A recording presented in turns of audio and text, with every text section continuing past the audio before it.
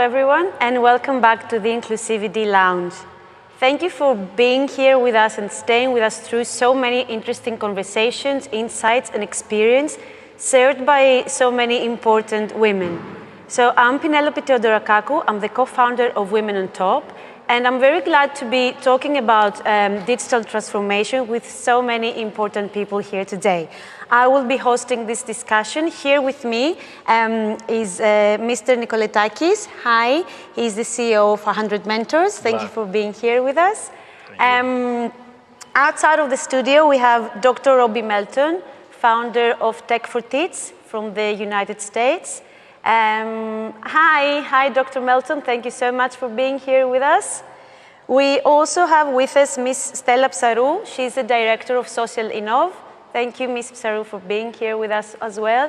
And Mrs. Spiller, Claire Spiller, Senior Manager of the Restart Program at Amazon Web Services in the UK. So thank you all for being here with us today.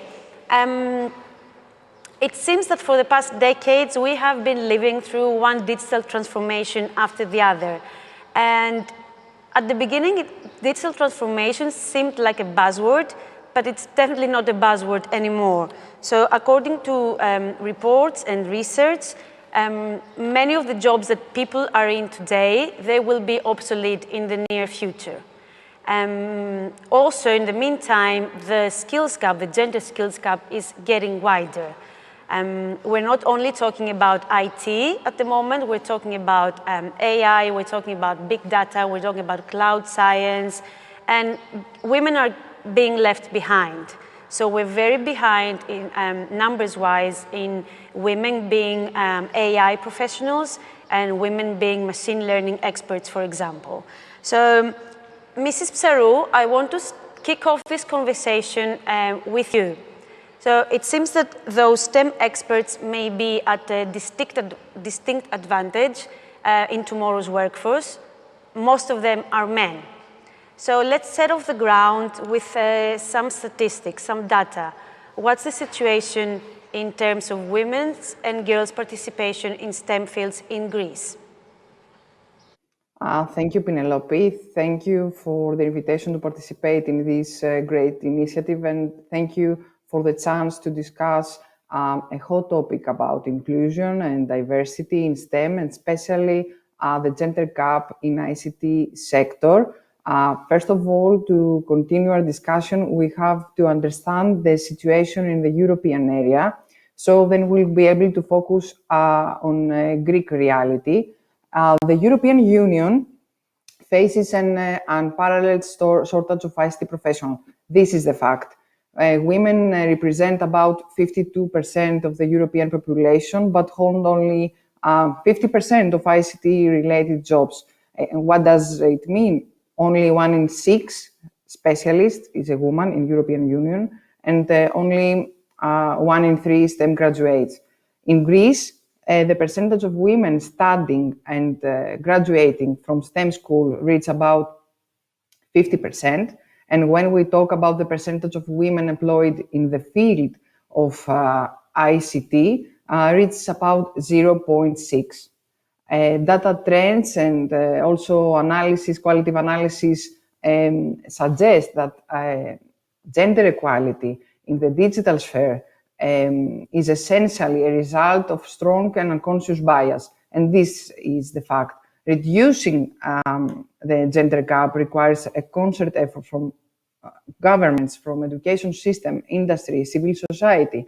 We emphasize that need to focus on career transition and support prior to, during, and beyond the student life cycle. So early career confidence translating to longer-term career success.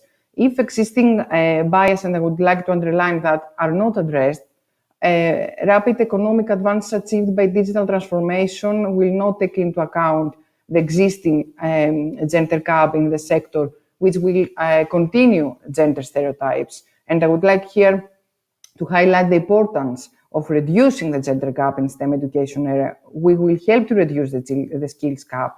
We want to increase the employment and also productivity of women, and of course, reduce occupational segregation.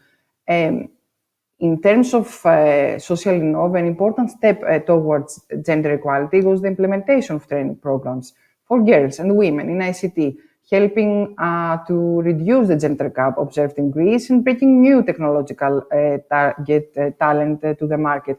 We completed also a survey previous year that we underline exactly. In 2020, we trained more than 2,000 women. We know that changes start from early childhood education. So we focus on this. We designed and also implement a training upskilling program for educators, focus on educators, where they will be able to focus on STEM field. We want to support the educators. We know that have to face many barriers, difficulties during the pandemic. We understand the difficulties and the barriers, and we'd like to share that if the STEM will go into the classrooms, they will learn modern, innovative, and easy to use tools for designing, organizing, and presenting educational materials to make classroom lessons more effective and interesting for students to change their mindset. This is the STEM, change their mindset.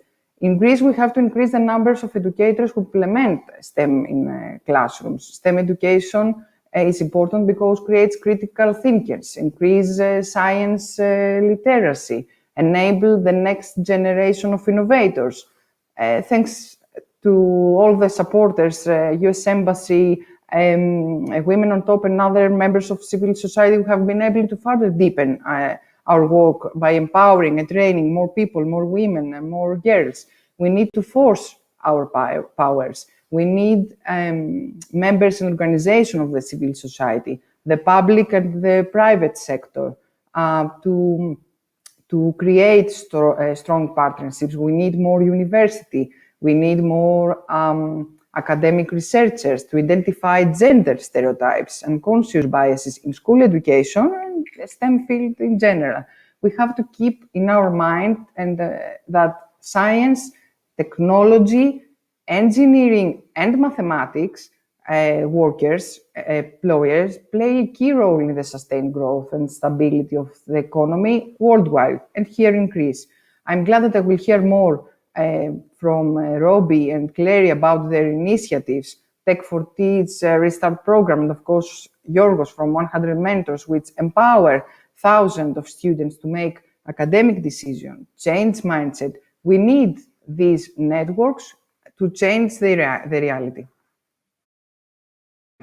Thank you, Ms. Charu, for providing, first of all, a very good interview of what your organization does. The facts and figures you provided at the beginning were really disappointing.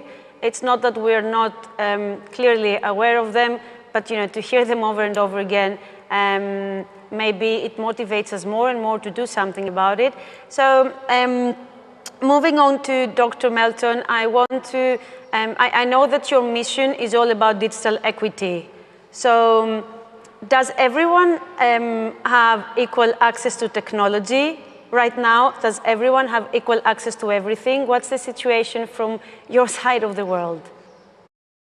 Yes, and welcome and thank you for this opportunity to share and to empower women. On this side, it's not better.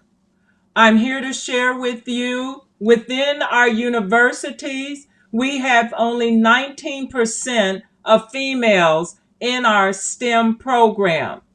The shocking news, only 2% women of color. That means here in the US, we have less number of opportunities for our women to embrace and to empower in the STEM area. Everyone knows that the pandemic globally transitioned us more into technology ever before. Again, on behalf of women, we must empower, we must motivate, and a conference where we see other women is again inspiring. So here In the US, the United States, we have many programs, and one program, Tech to Teach, is to change the attitude about coding, about STEM. We come from a different perspective. So, in my program at Tennessee State University, on behalf of women of color, we present technology differently by wearing technology, by using technology. If you're able to take a close up of me, even my clothes are coded. My nails are coded. My jewelry that I have on, full computers. In other words, we want to change the image. We want people to understand everything is smart. If you look behind me, you see robots, you see AI, and of course, we know about mixed reality, virtual reality, augmented reality, immersive learning. We have new jobs that were not even thought of only 5 years ago. So, women around the world, we must embrace STEM as well as serve as role model. Again, if I'm able to wear technology everywhere in my world, connected technology, sending out instant data where we can make changes on the spot, we must empower. So I'll stop right there, or I'll have you all connected in a few minutes, but I need to hear from our next panelist. Thank you. This is very exciting what you're sharing with us about the use of technology and the presence of STEM. And I want to get back with George on that later. But first of all, Mrs. Spiller, I want to talk to you about reskilling and talking about access. It seems that reskilling can really flip the odds and provide significant opportunities for women, especially in the in-demand STEM roles. We talked about before about the reducing of jobs like clerical jobs and administrative jobs that are traditionally held by women. And now we have the opportunity to, for women to learn new skills and pursue careers that will pay more, for example, and also be more satisfactory.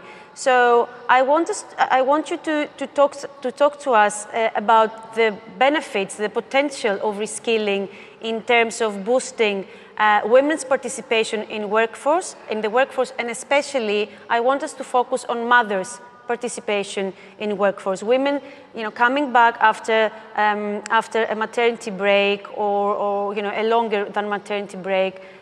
What's the potential of reskilling for that? Thank you. So, well, I guess just as you've heard from Robbie, there's a real gap of women coming through that have left traditional education streams to go into these types of roles. So AI, ML, anything to do with the cloud. So reskilling opportunities are a great way of women coming back into the workforce.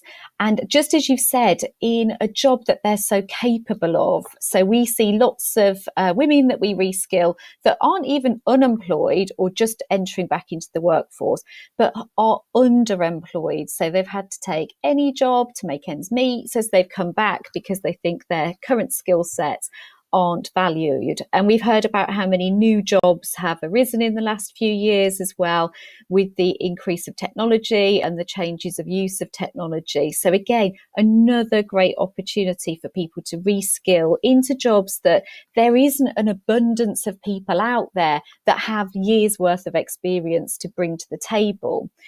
And I think the opportunity more recently, if you look at the impact of COVID on jobs across cloud, for example, there's been a huge acceleration of the need for people to do these jobs. So we could sit here and be worried about all the jobs that won't exist in the future. But actually, if you look at the potential of all the new jobs that are available and the accelerated need for more and more people to do those jobs, actually, it's incredibly exciting because, as I say, for returners, for mothers returning into the workplace, they're not up against people that have been doing these jobs for years. And by the way, there's a huge amount of funding available as well for people to reskill. And that's for mothers, for people that have taken time out to care for elderly relatives, and for people that have lost their more traditional jobs. This is a great opportunity to take a situation and turn it into something positive. And as you say, to raise their salaries by taking jobs that they would be much in demand for. So there's a huge amount of free access programs like the Restart program that I'm responsible for at AWS. And there's a real need in the marketplace. One of the, if you look at, any report out there, but there's about 80% of jobs are currently unfilled. And as you said, this skills gap is getting bigger and bigger as the years go on. And if you looked at what those projections were 18 months ago, the gap was getting bigger. If you look at what those projections are now as a result of the COVID situation and the increased need for digitalisation, that gap has got bigger, quicker. So we need to really step up with the reskilling programs. We need to really take hold of what governments and philanthropic organisations are offering from a funding perspective. And then we need to make the programs work for returners as well. So we need to make sure they are potentially part-time so people can still work and support families while they're doing it. We need to make sure that the examples and exercises resonate with the lives that they've got rather than it being completely alien. And we need some great role models as well. We need some really good sponsors for all of these programs as well from both industry and government to support it becoming more normal for women to enter into these roles. And the final point I'd like to make on this is that it can seem a bit of a charitable cause sometimes that we're always saying we want more women into tech. Actually, for employers, it's incredibly valuable to have a diverse workforce. So again, a huge amount of reports out there, but with the increase of innovation in tech, as opposed to tech being more logical as it was many years ago, with the increase of the need for innovation, if you look at lots of reports out there, it shows you that the more diverse the technical teams are that are producing applications, machine learning, AI, the more diverse those teams are that are innovating and creating, the more successful those apps are because they reach a much broader audience because they're solving more people's genuine problems. So there's a real need in industry for more people to move into cloud, AI, ML, etc. There's a great need for increased diversity, which includes women. And to Robbie's point, if you take underrepresented groups and the representation of women from underrepresented groups, it's even more dire. So there's a great opportunity if we can attract the right people into reskilling programs to then make businesses more successful. And then for it to just seem more normal that there's more women in these workplaces making businesses more successful as well. So I think whilst the situation is quite dire at the minute, I think we've got a huge opportunity at the minute for better funded reskilling programs, attracting more women into them, and then having a more level playing field for those reskilled mothers to get into jobs because there isn't an abundance of people that have been doing those jobs for years. Everybody's starting at the same baseline of it's new technology. So people need to start employing based on day one skills readiness as opposed to what experience people have got on their CVs. I hope that answers your question. That answers my question. And my next question to you was about the benefits. So that's very important that you highlighted the benefits. And I also want us to highlight the funding part and how important it is and how our obligation is to get that funding out there and get it to, to women, for them to know that this funding is out there. So, Mr. Nicoletakis, coming to you, and really, circling back to what Mrs. Psarou and Dr. Melton and Mrs. Spiller have talked about, younger women, and in your experience, how can we help? How can we engage through mentoring at a very early stage, at the very decisive years of high school, younger women and girls in STEM? Well, first of all, thanks for the invitation, and it's amazing to be among a group of women that are empowering other women, but also other underrepresented communities. Let me say that all this lies at the heart of what we do, and besides making it, having training programs that I see here, amazing programs, some of them I already know, like the social part.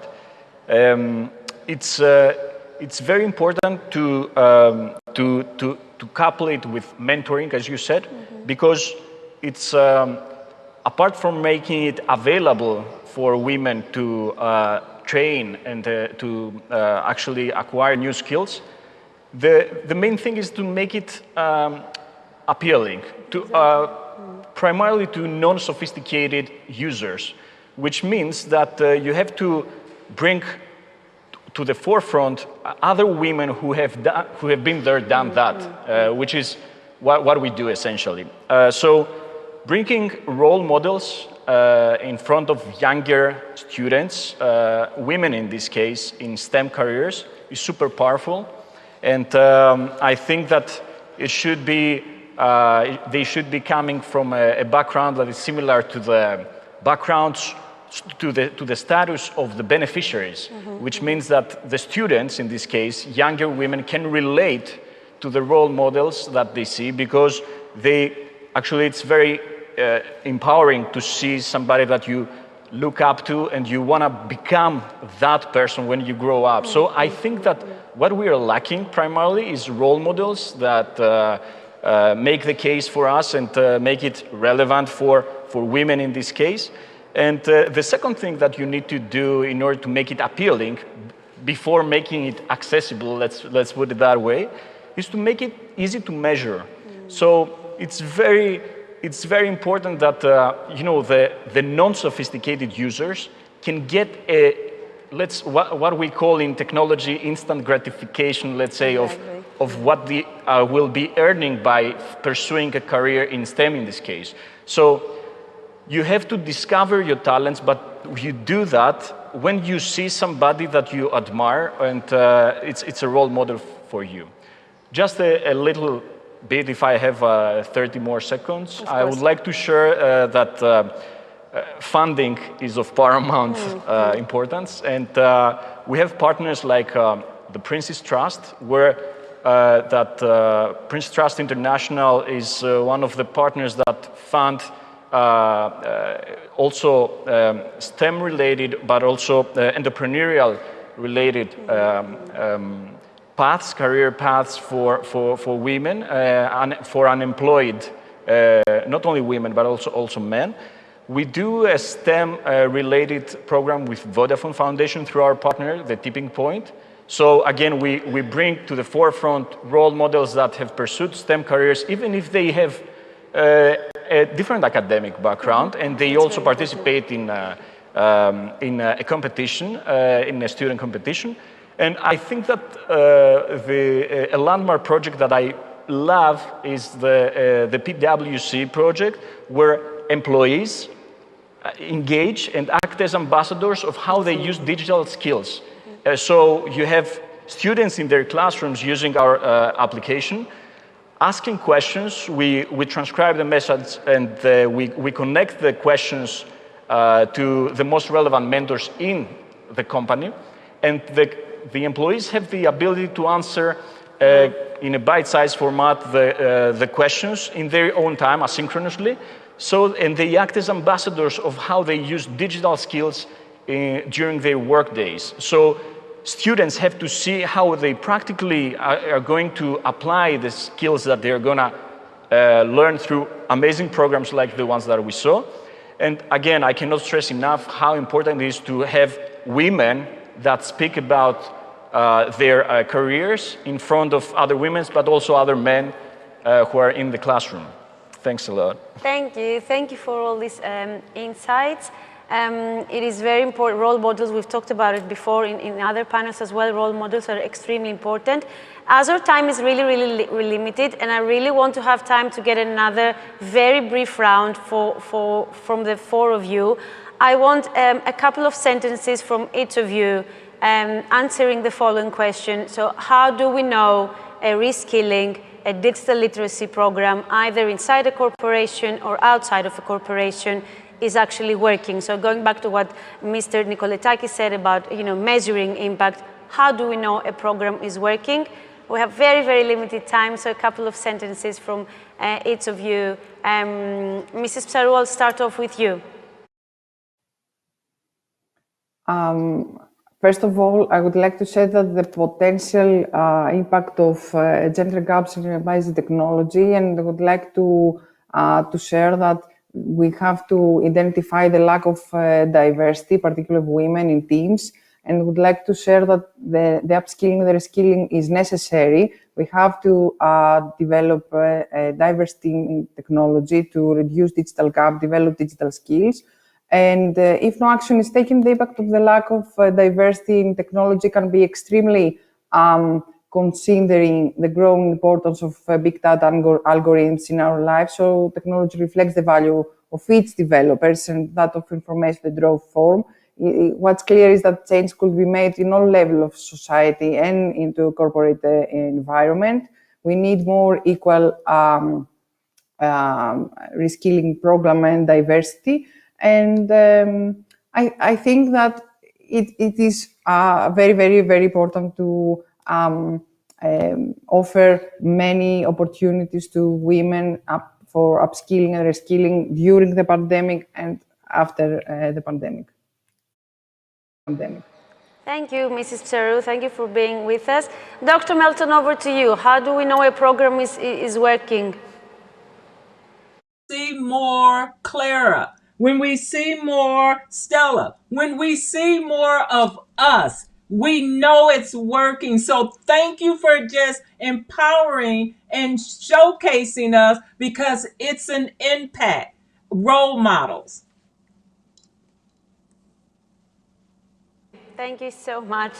Mrs. Spiller, how do we know a program, a reskilling program inside a big corporation is working?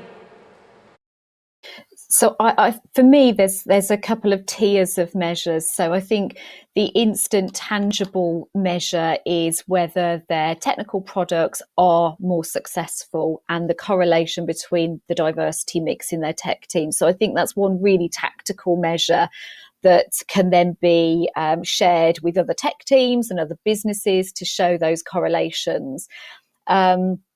I think in terms of social impact, which is where a lot of these reskilling programs are aiming as well, to your point, the medium-term measure is the average salaries of women gradually rising, and you'll see that if more women go into tech for sure.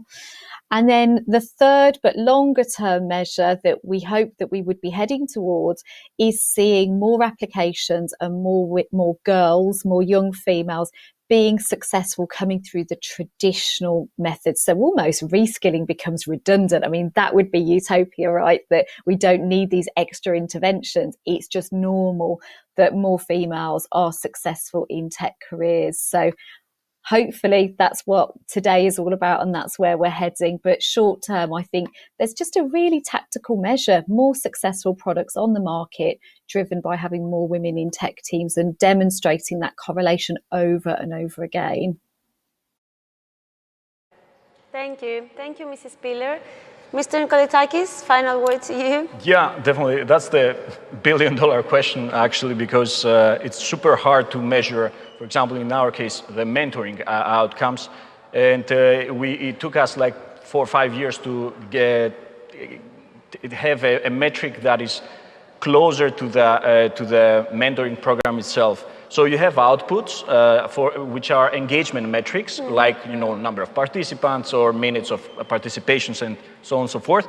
And then you have outcome and impacts. So the outcome should come closer to the mentoring program, which means that, okay, you want to measure employability, for example, but this goes far away, 3, 6, 12 months ahead from the mentoring program. So we have this program where you have you measure the evolution of the questions of the mentees, of the young girls in this case, and this is the strongest indication, the inquiry progress to the mentors to find out whether there is a meaningful mentoring relationship. So this is very important to have it to keep as a result that you can measure right away, and then impact are measures like what Mrs.